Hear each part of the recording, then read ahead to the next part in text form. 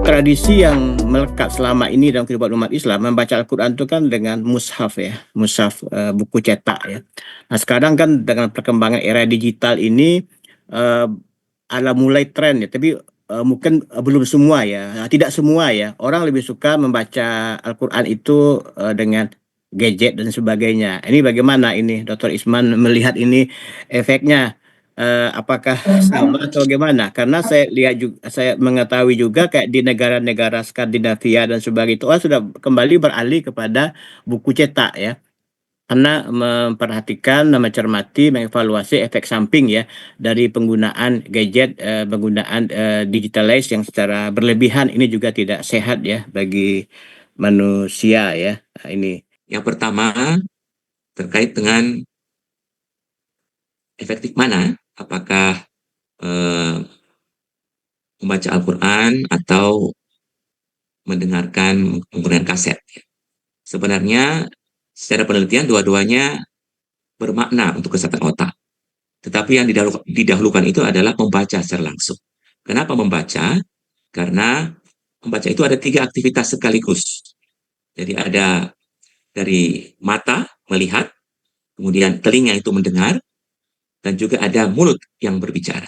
Jadi keterkaitan antara 3 ini itu akan membuat organ-organ atau bagian-bagian otak itu kan terangsang. Jadi lobus oksipital, parietal, dan lobus frontal. Jadi semua bagian otak itu terstimulasi. Oleh karena ada 3 aktivitas sekaligus pada saat kita membaca Al-Quran. Sementara kalau hanya mendengarkan, jadi hanya terangsang itu hanya lobus parietal yang akan ditangkap oleh telinga. Sehingga maka urutannya itu adalah kita dahulukan membaca. Kemudian kalau ternyata kondisi tidak memungkinkan, baru kita menggunakan kaset, bisa menggunakan headset atau menggunakan HP kita masing-masing. Yang kedua, terkait dengan tadi pertanyaan Pak Fuad, apakah kita membaca Quran dengan mushaf atau dengan HP?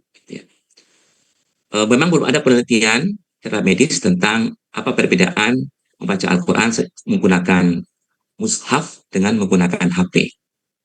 Tetapi ada sebuah hadis Rasul yang menyatakan apabila kalian ingin dicintai oleh Allah dan Rasulnya, maka bacalah mushaf.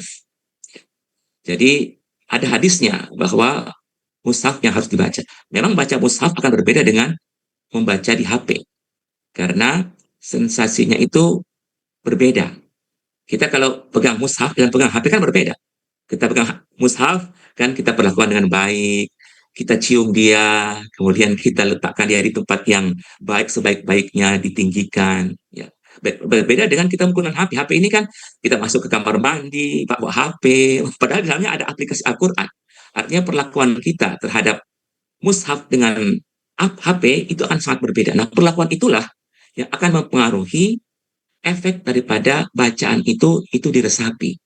Karena dari awal sudah ada prakondisi terkait dengan kita memperlakukan mushaf itu.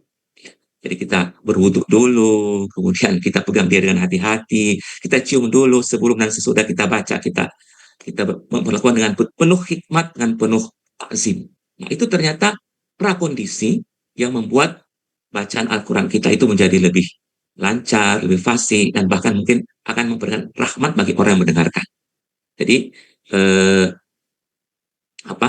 dari sisi 2 aspek tadi tidak ada yang salah, dua-duanya betul, dua-duanya dibenarkan, tapi kalau dari sisi hadis yang diutamakan adalah membaca secara mushaf.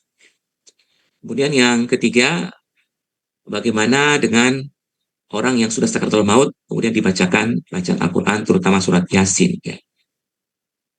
Surat Yasin ini kalau menurut beberapa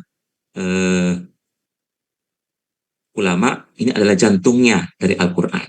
Sehingga dengan kita membaca surat Yasin, maka kita memberikan suatu nuansa Qurani kepada orang yang sudah meninggal dunia. Karena di surat Yasin itu dan disebut sebagai Al-Quran, sebagai jantungnya daripada Al-Quran. Kemudian, kenapa kita mendengarkan? bacaan-bacaan tersebut karena pada saat orang itu sudah sakaratul maut, apalagi sudah koma, itu organ yang masih aktif itu adalah telinga. Dan sudah pakai sekarang terus-terus begitu. Karena Telinga itu adalah viral organ di banyak yang itu. pertama kali dibentuk oleh Allah. Makanya waktu bayi itu lahir, kita disunahkan oleh Rasul untuk membaca azan dan iqomat.